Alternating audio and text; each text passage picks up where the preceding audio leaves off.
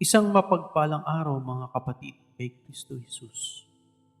Ang akin pong ihahayag sa inyo mga kapatid ay eksaktong buwan ng kapanganakan ng ating Panginoon na si Jesus. Dahil po ang ating Diyos ay sigurado at eksakto sa kanyang mga revelasyon. Dahil sa ang December 25 po ang nakaugalian na natin sa selebrasyon para sa ating Pasko o Christmas o kapanganakan ng ating Panginoong Jesus na ating tagapagligtas. Ito po ay ayon sa Biblia, hindi ko po nais na pigilan kayo sa inyong pong nakasanayan. Ngunit ang katotohanan po ay kailangan po na maihayag.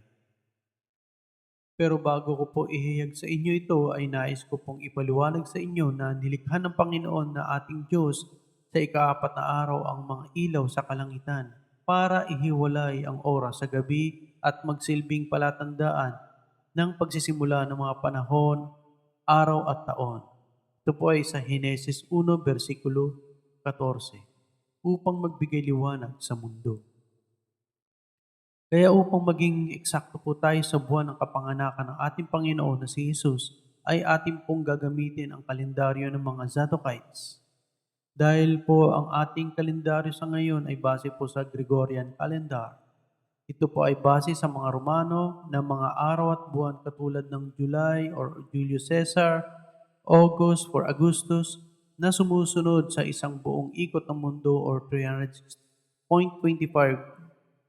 days.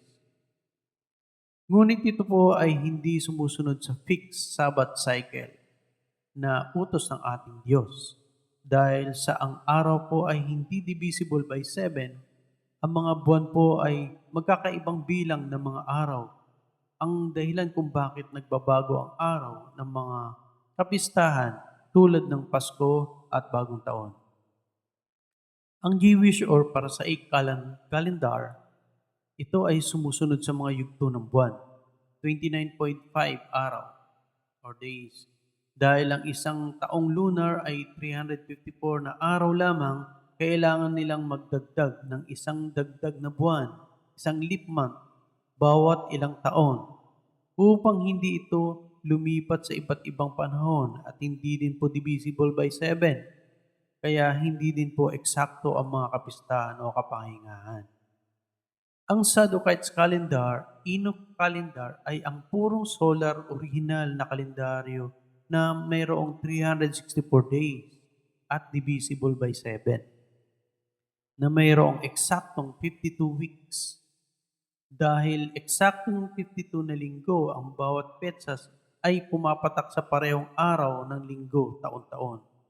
Kung ang Pasko ay sa Martes, ngayong taon, ito ay Martes magpakailanman. Kaya dito na po tayo magsisimula. Ang mga Saddukite ay isang mahalagang linya ng mga pari sa Israel. Mga ina po ni Sadok na matapat kay Haring David at naging punong pari sa ilalim ni Solomon. Kilala sa kanilang katapatan sa Diyos at paglilingkod sa templo. Lalo na sa aklat ni Ezekiel kung saan ipinangako na maglilingkod sila sa hinaharap na templo. Kumakatawan sa tapat na linya na nagpapatuloy sa tradisyon ng Sadducees at Qumran sect. Ito po ang kalendaryo ng mga Sadducites na mayroon na ring katumbas na mga araw sa Gregorian calendar. Dito po ay makikita ninyo na ang unang araw sa unang taon ay lagi po nasa Miyerkules na araw o ikaapat na araw. Ang koneksyon po nito sa kapanganakan ng ating Panginoong Hesus ay napakahalaga po dahil ito po ang araw ng kapanganakan ng ating tagapagligtas na dapat hindi babaliwalain. Ang ating konsentrasyon ay sa Biblia po, sa Luke 1 verse 5. Noong si Herodes ang hari sa Judea, may isang pari na ang pangalan ay Zacarias, na kabilang sa grupo ng mga pari na tinatawag na grupo ng Abijah or Abiya. Ang asawa niya ay si Elizabeth, na kabilang din sa angkan ni Aaron. Ang pangkat ni Abijah or Abiya ay ang ikawalong grupo ng mga saserdote sa 24 na dibisyon na itinatag ni Haring David para sa serbisyo sa templo sa Israel. Isang namamanang sistema kung saan ang bawat grupo ay naglilingkod ng 2 linggo taon-taon. Ang unang grupo ay Jeharib, pangalawa ay Jedaya, pangatlo ay Harim, pang-apat ay Seorim, panglima ay Malchiya, pang-anim ay Mijamin, pangpito ay Hakoz, at pangwalo ay ang grupo ng Abijah or Abiya. Magbibilang po tayo ng araw mula sa unang sabat ng buwan ng unang taon ng Abib. Uno po natin gagamitan ng 2024 Saddukite calendar na halimbawa lang sa taon ng paglilihi ni Elizabeth. Halimbawa lang po. Sa unang sabat ng hapon po ay nagsisimula na ang unang grupo ng Jeharib. Day 7 o March 23, 2024 sa Gregorian calendar. At magtatapos sa ikalawang sabat ng hapon at ihahabilin sa pangalawang grupo. Sa pagbibilang po ng araw ay hindi kasama ang major event, tulad ng Passover. Dahil po ang sabi sa Biblia sa Luke 1, verse 8 to 10, at nangyari habang isinasagawa niya ang katungkulan ng pari sa harap ng Diyos, ayon sa takdang araw ng kanyang paglilingkod. Ayon sa kaugalian ng katungkulan ng pari, si Zacarias ay nabunot upang magsunog ng insenso pagpasok niya sa templo ng Panginoon. At ang buong karamihan ng mga tao ay nananalangin sa labas sa oras ng pag-iinsenso. Kaya sa mga panahong iyon, si Zacarias ay nagsiservisyo sa ordinaryong araw in the order of his course. Dahil po kapag major event ay lahat po ng grupo ay sama-samang nagsiservisyo sa templo. Ngayon, magbilang po tayo ng unang 1 linggo para sa Jeharib ayon sa kalendaryo ng mga Saddukite. Makikita natin sa kalendaryo na ang unang grupo ay magtatapos sa pangalawang Sabat, March 30, 2024. Ang pangalawang grupo naman po na Jedaya ay magtatapos sa ika-4 na Sabat, March 13, 2024. Dahil po sa ikatlong Sabat ay laging major event na Passover. At ang ordinaryong serbisyo ng mga pari ay nakahinto at magpapatuloy sa pagkatapos ng major event. Pagkatapos po ng pangalawang grupo ay ang Harim na magtatapos sa panglimang Sabat, April 20, 2024. Ang pang-apat na grupong Seorim ay magtatapos sa pang-anim na Sabat, April 27, 2024. Ang pang-limang grupo, Malchiya, ay magtatapos sa pang-pitong Sabat, May 4, 2024. Ang pang-anim na grupo, Mijamin, ay magtatapos sa ika-8 Sabat, May 11, 2024. Ang pang-pitong grupo na Hakoz ay magtatapos sa ika-9 na Sabat, May 18, 2024. At ang pang-8 grupo na Abiya na kinabibilangan ni Zacarias ay maglilingkod sa hapon ng ika-9 na Sabat, May 18, 2024 hanggang sa ika-10 Sabat ng hapon, May 25, 2024.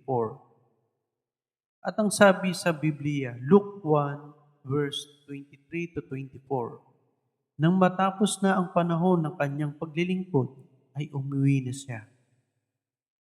Hindi nga nagtagal at naglihi si Elizabeth na kanyang asawa. Hindi ito lumabas ng bahay sa loob ng 5 buwan. Sa makatwid, pagka-uwi ni Zacarias sa bahay nila, hindi nga nagtagal at naglihi si Elizabeth. Ngayon, kung si Elizabeth ay naglihi ng ika-8 araw ng ika-3 buwan sa kalendaryo ng Saddukite, May 26, 2024, sa Gregorian calendar, bibilang po tayo ng 6 na buwan o 182 na araw mula sa ika-8 araw ng ika-3 buwan sa kalendaryo ng Zadokite, May 26, 2024. At ito po ay magtatapos sa ika-8 araw ng ika-9 na buwan sa kalendaryo ng Zadokite, November 24, 2024.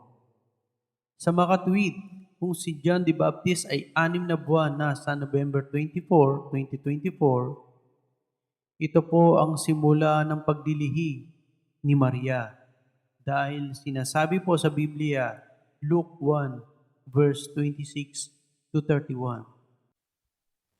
Nang ika-6 na buwan ng pagbubuntis ni Elizabeth, inutusan ng Diyos ang anghel na si Gabriel na pumunta sa nayon ng Nazareth sa Galilea.